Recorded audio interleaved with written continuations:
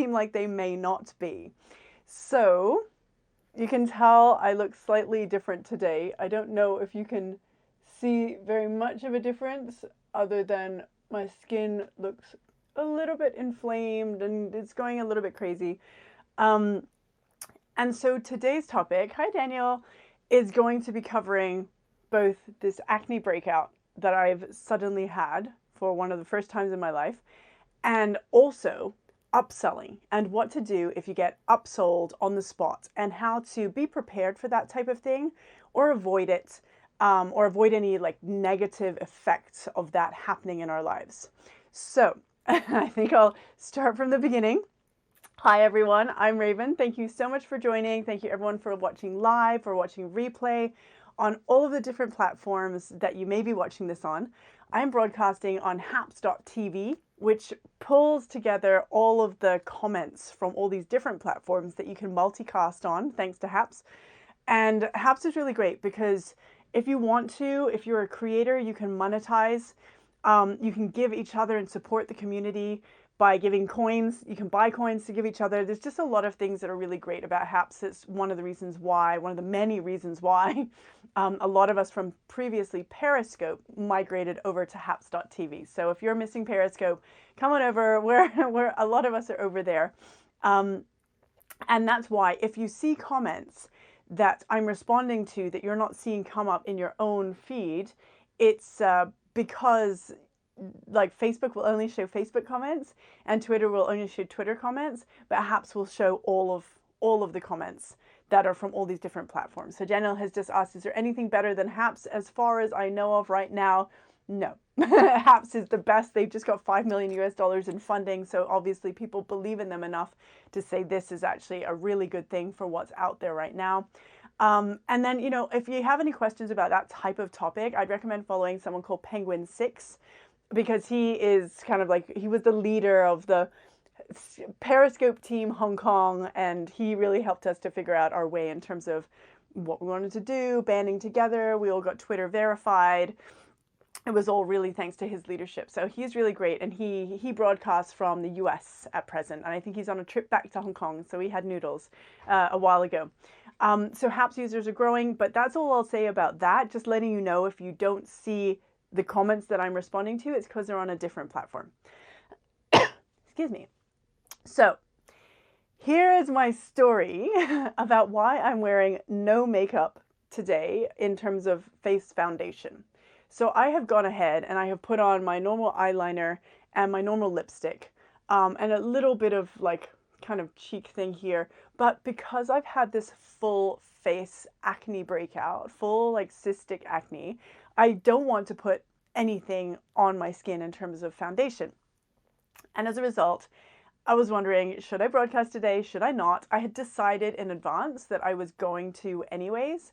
But the reason why this has happened is a little confusing and unusual. And I just wanted to be open about what's gone on and why I decided to do this. I know it may not look very different, but you can see, if you've seen any of my broadcasts before, you know that I have like a skin consistency that looks slightly airbrushed already. So I use Natasha Moore Cosmetics, in case you haven't heard of it. And it's the only lipstick I use. And now for a lot of other face products, it's the only thing I use as well. But she has this great concealer, and so you just dab it on and you do her kind of shape where you do like a 3 shape, and then you just put a cross on your face, and then you just dab it out and it looks like you're really like all smooth and flawless.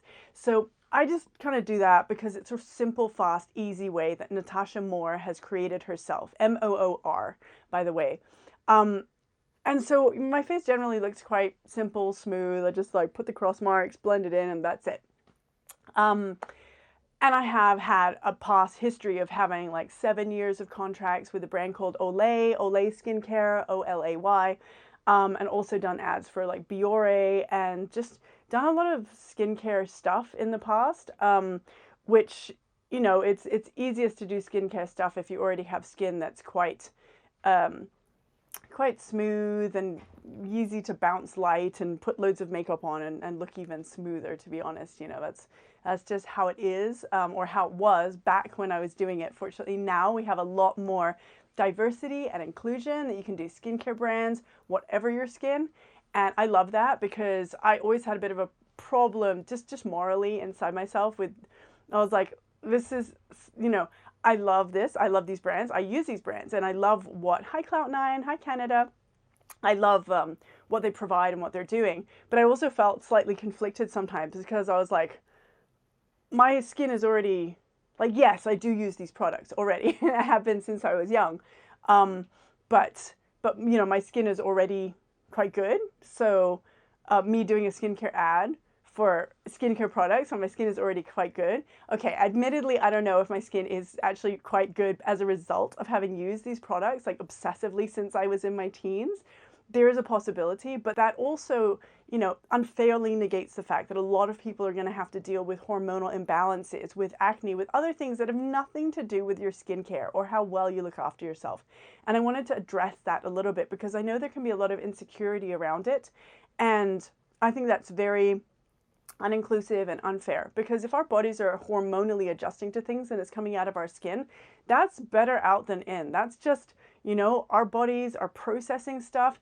Let your bodies process stuff. Let other people's bodies process stuff. If that is what needs to be happening, then that is just what needs to be happening. So I'm really not a fan of people like treating other people any differently because they have like slightly different skin consistency.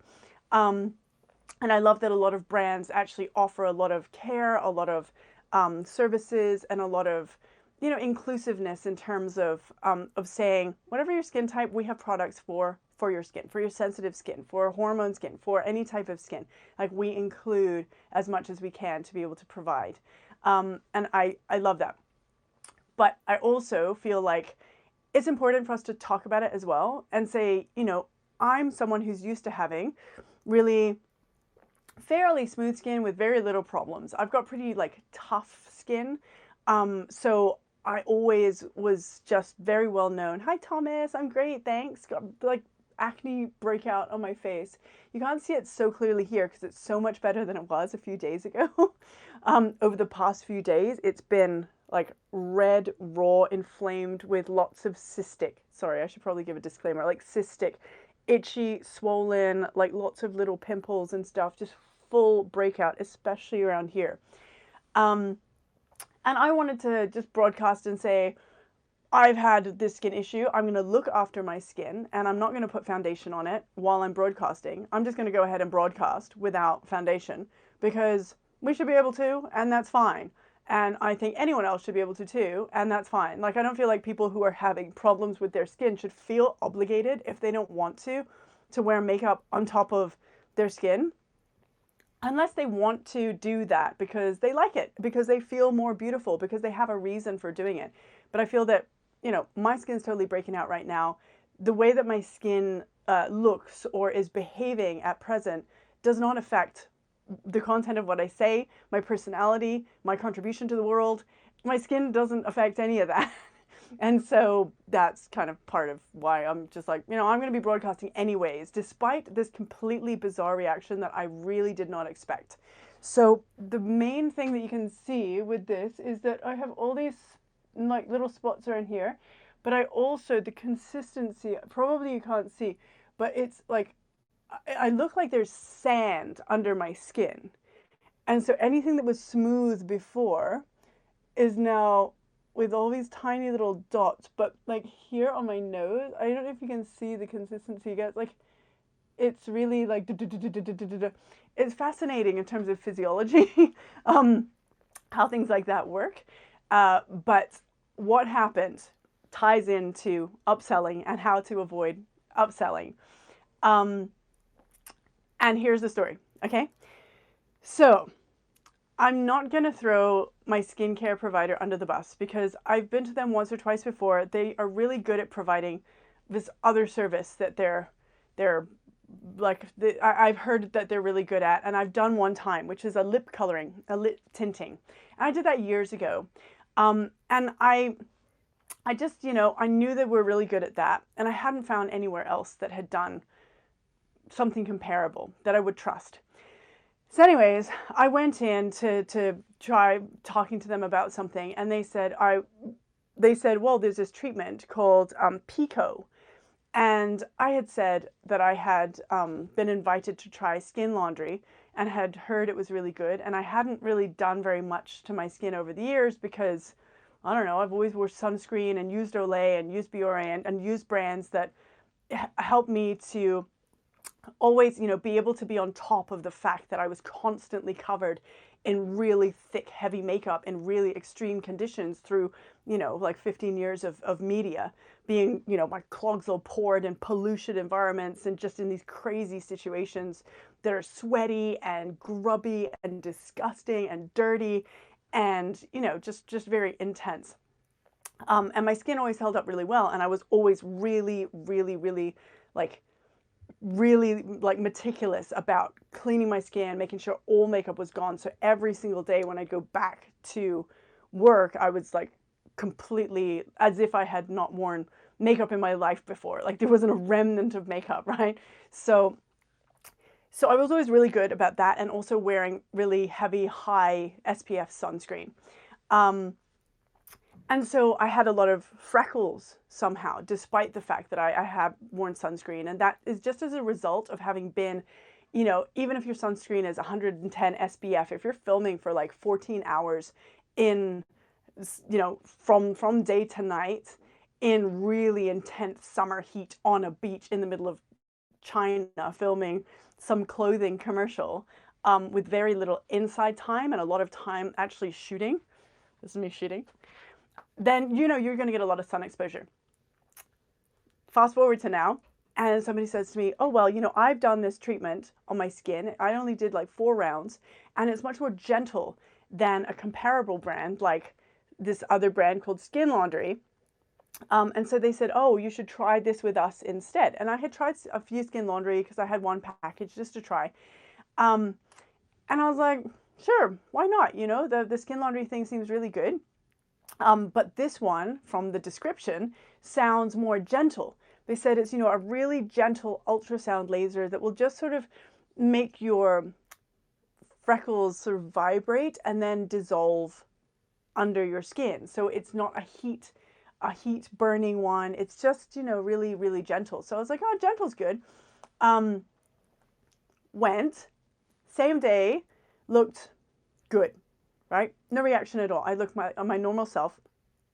The technician was really careful, friendly, everything, checking, if I was comfortable, everything like that. So she was fully professional, and it was all done pretty much by the book, as far as I can tell from my experience of, being around this type of thing, and also being a quite like cautious person in terms of like, are things going how they're supposed to be going? I'm a little bit paranoid like that, so I'm always kind of I'm a hyper vigilant. If you look up that sort of categorization, it's if you've been exposed to a lot of like dangerous or threatening stuff as a child, you can develop hypervigilance, which is always needing to be prepared.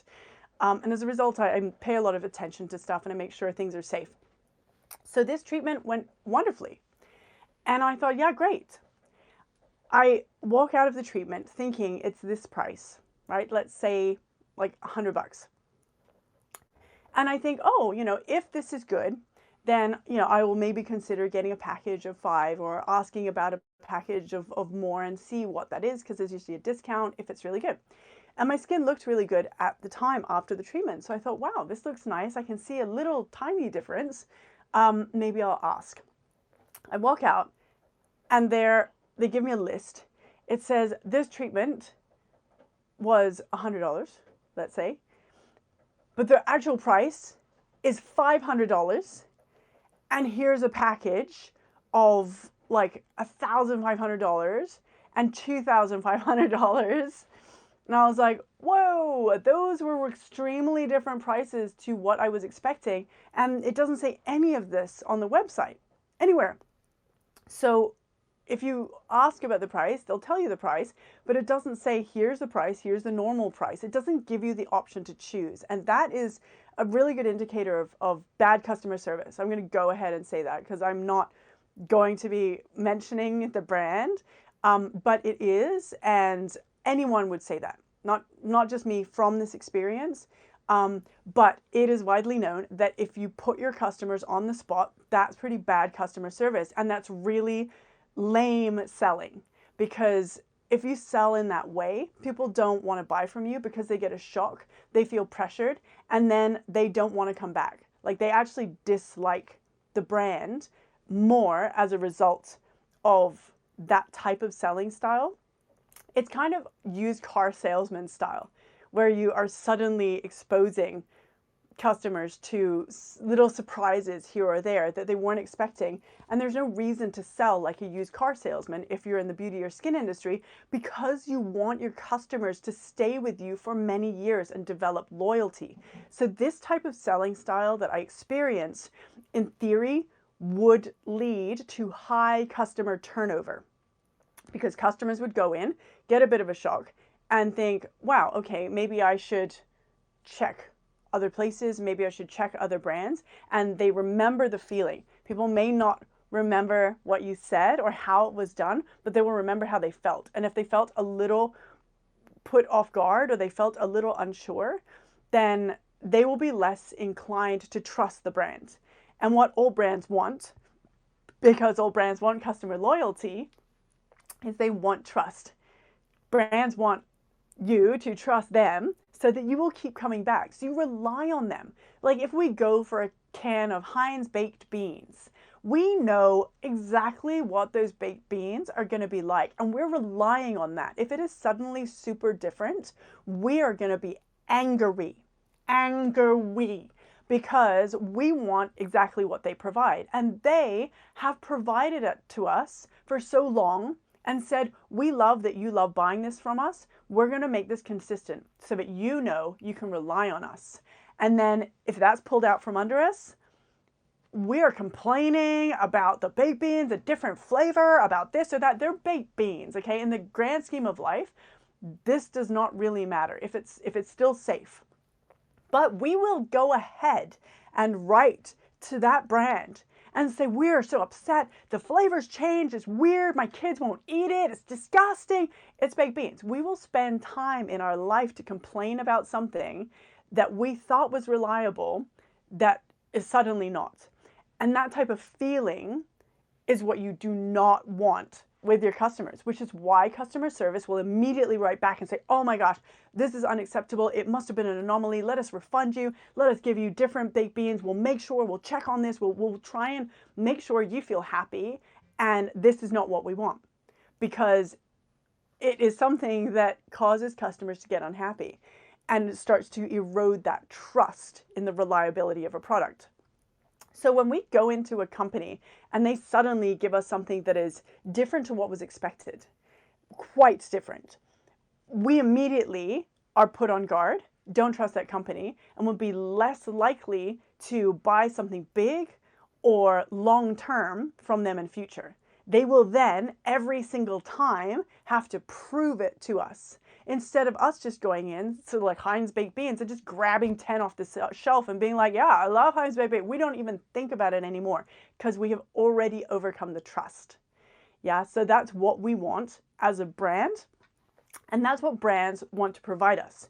But bad selling, or car salesman selling, or on the spot selling is a really old, very like low EQ level selling technique that is implemented by brands that just don't know any better and aren't going to get to the size that a lot of brands want to be, because it's so basic and it's so fundamental that if you don't understand your customer on that level, then it is always going to be a problem, because the customer is always going to be the part of the business that we want to grow as a brand. If you can't make your customers loyal, sticky, and want to come back and spread the word and recommend you heavily, you're going to have to try and grow alone, all by yourself, instead of having an army of like 100 people saying, I'm going to root for your brand because I love it and everyone needs to know about it. And that's what you want. And that comes with trust.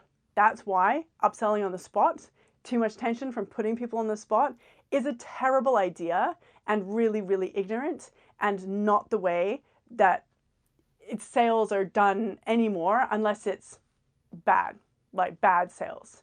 So we'll have this type of service, and we will have this type of sale in all types of scenarios. So the end of my story with the walking in, getting this lovely treatment from a really lovely technician, and then coming out and getting a sudden surprise. I have a lot of experience in this area, and in terms of like just people trying to sell me stuff. And I instantly knew no, because I long ago created this policy for myself that I highly recommend, which is one of the things that I will recommend for avoiding upselling. And it is to know your line and know your yes or no point. So this is actually used in negotiation as well. It's like knowing the two parts of your negotiation. So knowing what the other side wants, knowing what you want, and then meeting in the middle, but also knowing your negotiation zone and your walk away point. For me, if I'm asked, sign this now, I will say, as principle, I don't sign anything on the spot. If you give it to me to look at for 24 hours and think about it, then I will consider and sign. And if they say, no, you have to sign it now, it is a straight no from me. Always. If you ask me to sign anything on the spot, I will say no, even if it is a loss to me for something that I really want. Because I know from experience that signing stuff on the spot is way too risky. If it is that important, it can wait 24 hours. It can really, like, if it's a big decision, you don't want me rushing into it. You don't want me having problems later. That's just bad sales. You make something, but then it's like a big problem and I won't come back to you. Why would you want that? You want to offer people the choice to go away and think about it. So this is a good example if you go into a bank and you say, I want to open this account or that account, or I want to start investing, and they try and sell you insurance. You say, wait, that's not really what I asked for. It's a new thing. I need 24 hours to think about it. And if they say, no, you have to sign here, or it's only limited offer for now, then you say, if it's limited offer for now, then can you extend that deadline so I can consider it and go over this contract or whatever, or this purchase, extend it for me for 24 hours so I can come back in tomorrow and sign. So I will say this for stuff that sometimes I know I want, but I will still, if they bring out something that is not expected, I will still say, I wasn't expecting that. I know I want this. I will not sign things on the spot. If this is something new, I need time to look over it, and I will get back to you in 24 hours. If they say, no, we can't, it's urgent deadline today, I say, well then, I'm so sorry, but I can't sign things on the spot. It's a policy of mine. I am an advocate of financial literacy, and I don't do it. So I will have to forfeit this thing because I should have been sent it in advance. I should have been told about it in advance. And if that is your disorganization, then that's both of our loss. You lose the sale, I lose whatever it is I want, and I go to somebody else in future because I can't work with people who are disorganized because I'm so crazy well organized. I'm like, how would you make such a stupid mistake? Especially with something that I already wanted. It was already closed. You could have already had me sitting there with this signed if you had just sent it a bit earlier. If you just said, by the way, the package is going to be this price and the extension so you can think about it. I may have still signed. I may have still done it at that point. And with some things, I definitely would have. But if it's unexpected, new, or you're just going to deliver it to me on that moment and expect me to sign, it's a no.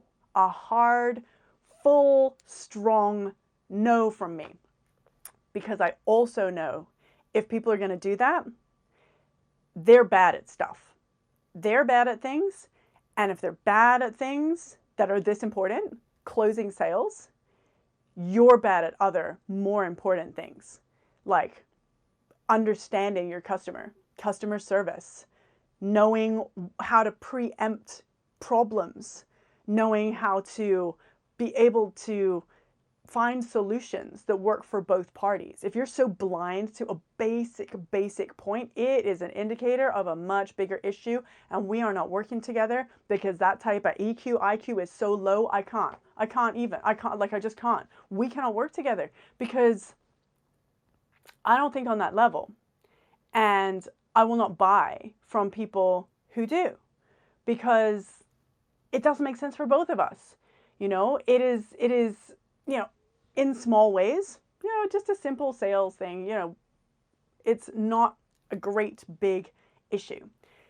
But it does show other more intrinsic problems with things that could potentially cause much bigger issues if you were to stay with these people longer term. And that I'm quite happy to have shown to me and avoid. So I'm not necessarily saying that this is a case with the skincare place, but I am saying it's really sus to have that kind of old-fashioned, really insensitive hard sell policy. I'm kind of thinking, oh, this is an indicator of a lack of awareness of the customer's viewpoint. And that kind of sale can make people uncomfortable. So Clout9 just said they expose that they have bad judgment by using bad tactics. I think so, yeah. I think so. If I go out right now, and on all of you who know me from Periscope or other places, and I make some terrible judgment that you would never think that I would make, you'd be like, wow. If I was like, oh gosh, guys, I'm like so like, oh, I'm so sick right now because I, partied until like 4 a.m. and I'm just telling you about this rave I was at. You'd be like, why are you broadcasting about this? This is really weird. Like weird. You'd think I had sort of like stepped away from reality, right? Because I don't drink alcohol. I don't have sugar. I don't even have tea or coffee anymore. I live a very dull life that I love. But I don't even go out in the evenings, okay? I spend my evenings like working with my teens on charity stuff. It's not part of my world. And you'd think something had gone wrong with my judgment. You'd think something had gone wrong in my life, and you'd frankly feel a bit worried, right? You'd be like, oh, something, what? Like, what? No. So when we do things that are discordant, or when we are receiving things that are discordant to the rest of the message that a brand wants us to receive, like trust, like say, a bank. Trust us, give us your money. We're totally trustworthy. We totally look after you. Big ads, people happy, retirement, families. We look after families. Sign this insurance policy. Like, even though you asked for like an investment policy, just sign here, like right now. It's kind of expires today, so you have to sign here right now. You're like, whoa, wait, that's weird. So no, just no. So it's a clean, hard no. So the face thing turned out terribly. I am so glad I didn't sign on the spot based on just my principle. I liked the product. I loved the technician. My skin looked really good afterwards. In 24 hours, my skin went crazy. I have never had acne in my life. My skin's pretty like tough. It's like a cowhide or like a horse or a dinosaur or something. Like my skin is pretty like tough skin. And I have only had a little bit of cystic acne on my arms once when I went to Shaolin Kung Fu camp when I was really sick. And I did it to like empower myself, of course. And I loved it, but we were training like 6 or 8 hours a day out in the heat constantly and, dropping weight and just burning fat. And so the toxins were just too much for the body to handle. And so I started getting a little bit on my arms and other people were getting the same. So it was, that made a reasonable sense. This 24 hours, this is my skin looking amazing afterwards compared to what it has been over the past few days. It has been red. It has been completely covered with like huge inflamed redness. It has been completely mottled and all like raised bumps you can see on my nose. It's all like raised as well. Sorry everybody for TMI. Oh, my sound is out of sync. Sorry about that. But the point is, my skin went crazy. And for the last few days, I've been asking, what's going on? Why is this happening? And it seems to be like an extreme reaction for some reason that we don't know. I don't know if it's because I was sick in the past. I don't know if it's because I used to have a lot more freckles. I don't know what it is. But they didn't really have very much like awareness or customer service on this, probably because they've never had it before. But they also didn't really try and look up anything helpful, try and send me any information that I could use as some kind of comfort. They just said, just keep applying moisturizer. So once again, it kind of reinforced that not only was I right in not buying that full package from those people, because that was just a bad sales technique, but it also reinforced that they didn't know enough about this area to be able to comfort customers who were going through slightly unusual reactions that are not like impossible to see. I found one forum that said that it can be common with this type of pico laser for about 15% of their customers. And this was some forum I had to look up myself. So if I had known this was even a possibility, I was told there was no downtime. I was told there was no effect other than like a little bit of redness. And instead, I have had 4 or 5 days now of full redness, and I'm not wearing makeup foundation on my skin today because I don't want to put it on. I want my skin to be able to breathe and, you know, whatever. But I probably definitely wouldn't have chosen to do this if I knew there was a risk of this. Because, you know, I'm broadcasting and it was painful. I feel so like intensely,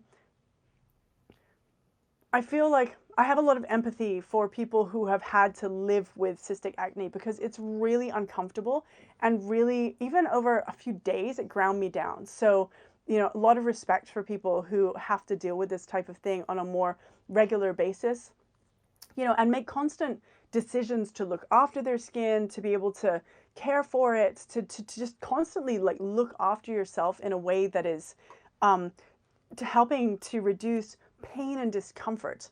You know, a lot of us don't have to live with us and with this, and some of us do. And, you know, also people with other skin things like eczema and things like that.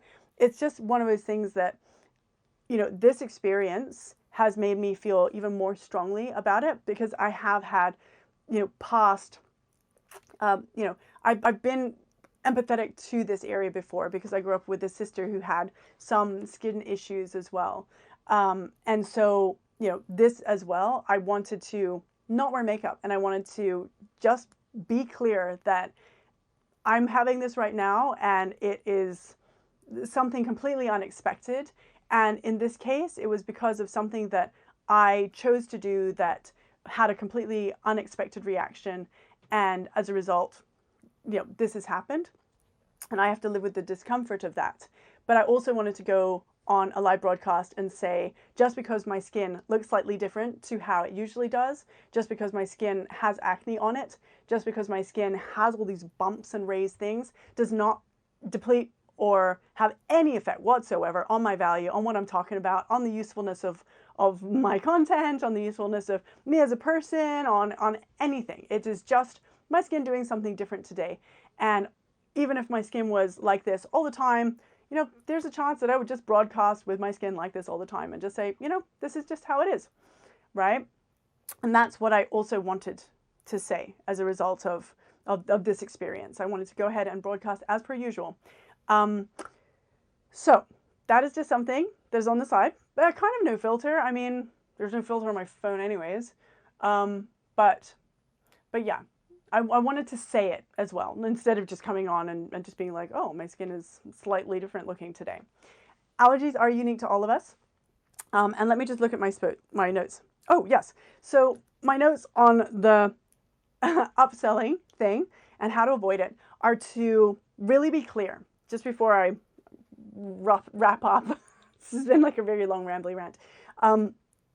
But just before I wrap up, how to be clear on the upselling part and how to know our limits is different for everybody. So in summary, I guess, and moving forward with a few things that we can apply in our own lives, which I should probably do like at the really beginning of this, but these are still kind of rambles. So I'll have more structure in future, I'm sure. She lied.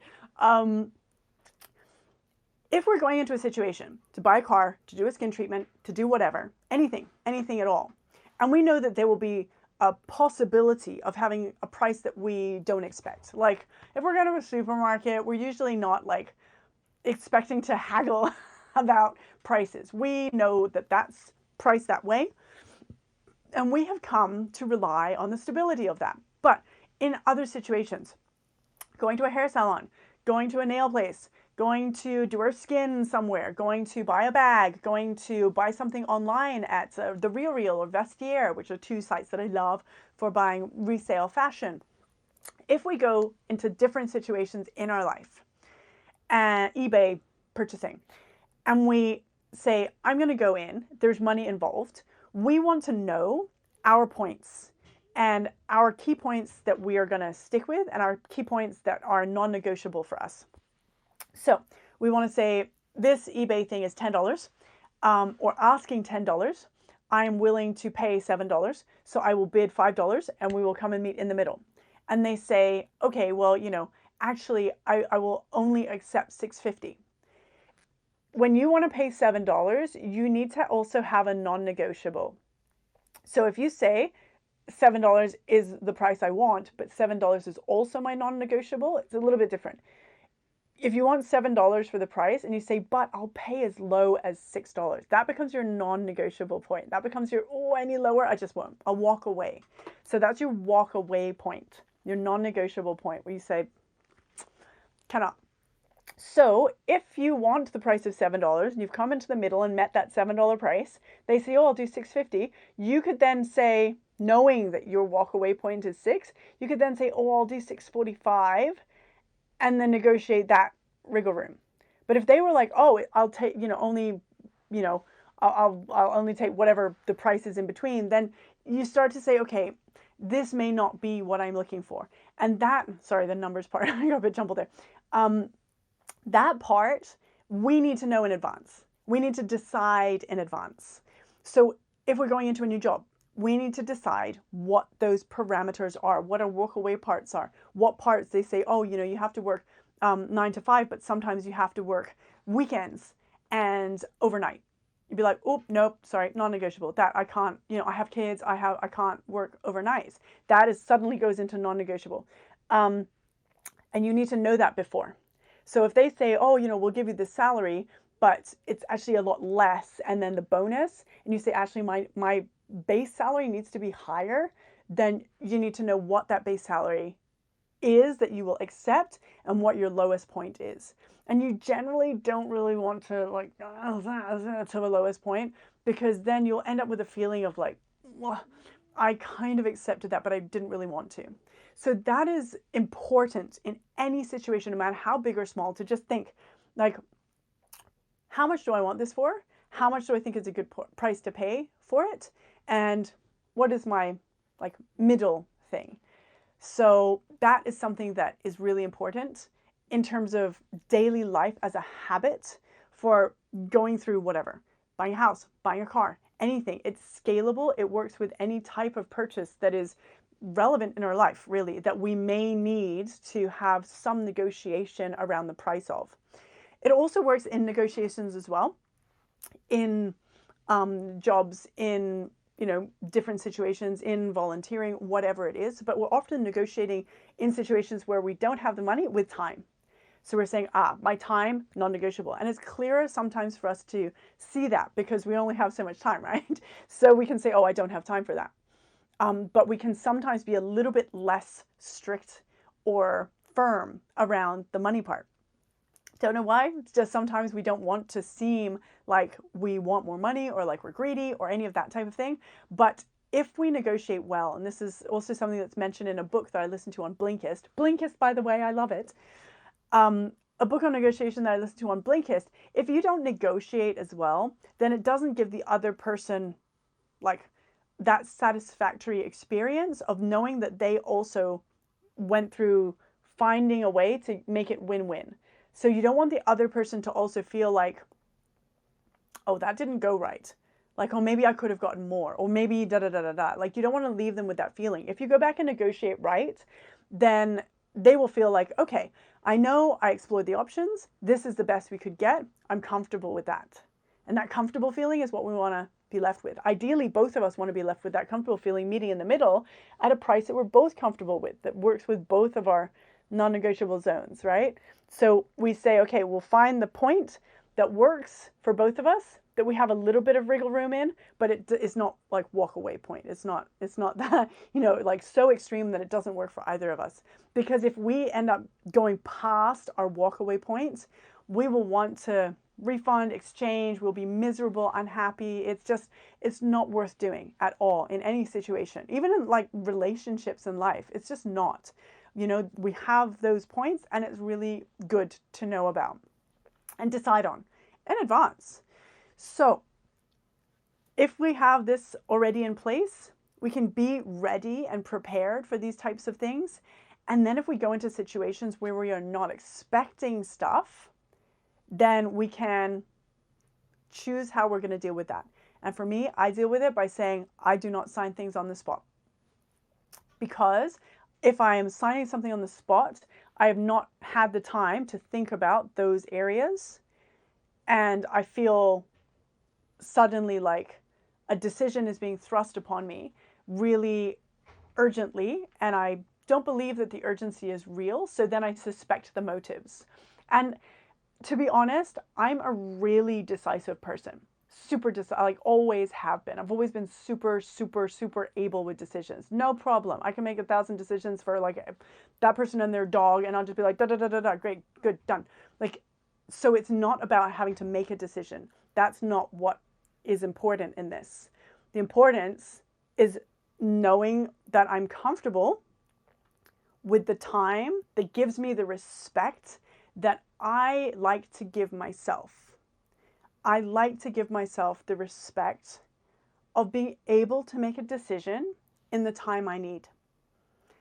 And that, for me, is something I had to learn the hard way by making lots of mistakes.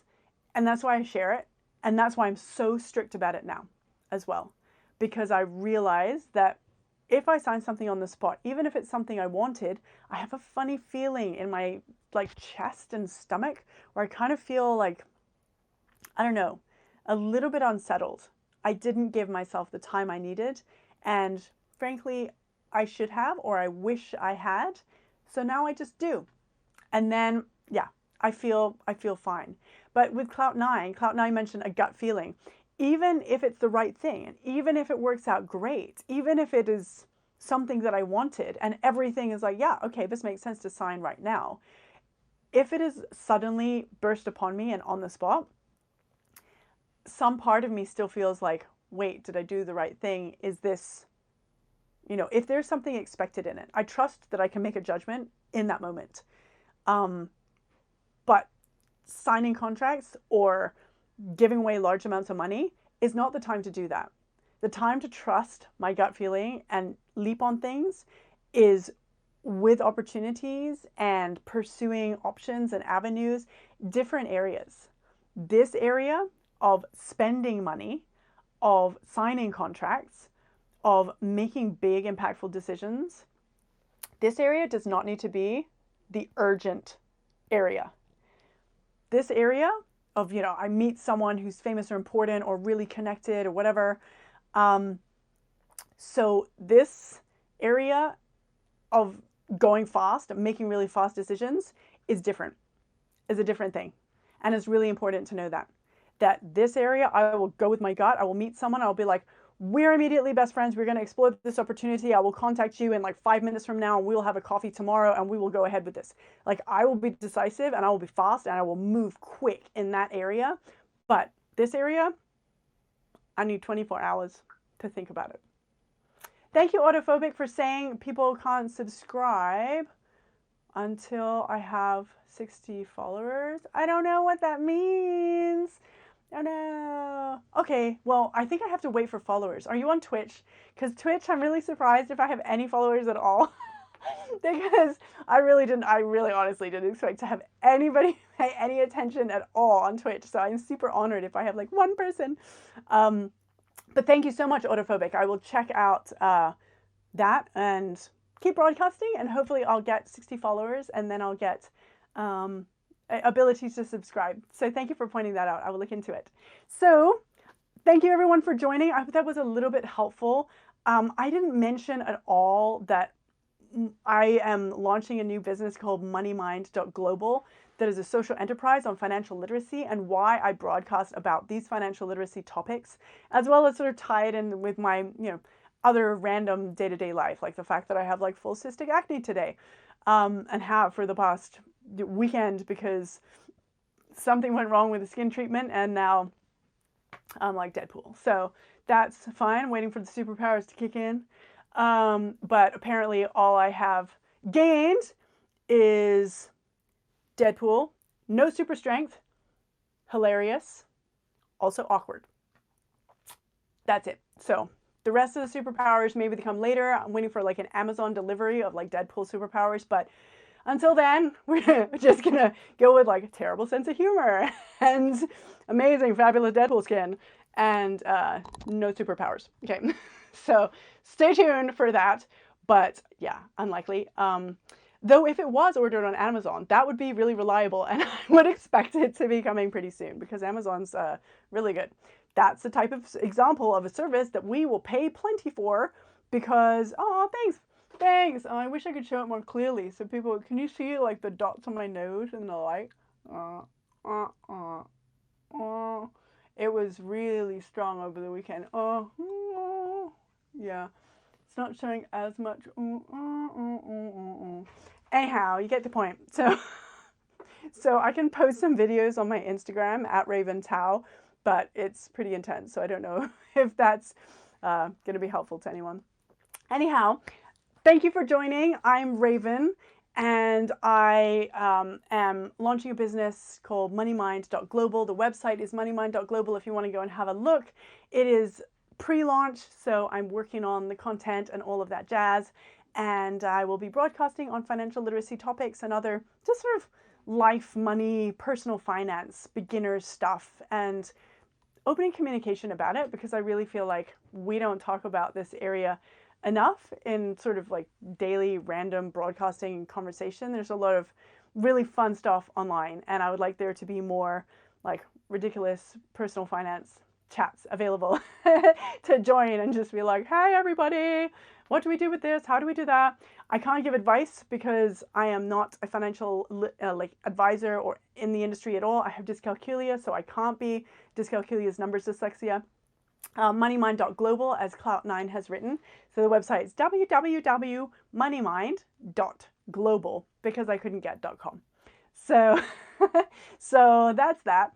Thank you so much for joining, everybody. I will not be broadcasting tomorrow because our ceiling is being busted in and my computer decided to like chuck a tantrum, and because it's just so old, So anyways, I had to buy a new computer. So I need to sort that out this week. But hopefully I will be back on, I think, another day this week to chat with me more. Thank you so much for joining, everybody. Wish me luck with my fabulous skin healing. And I really appreciate all the support and all of the comments that everyone has left. Thank you for joining.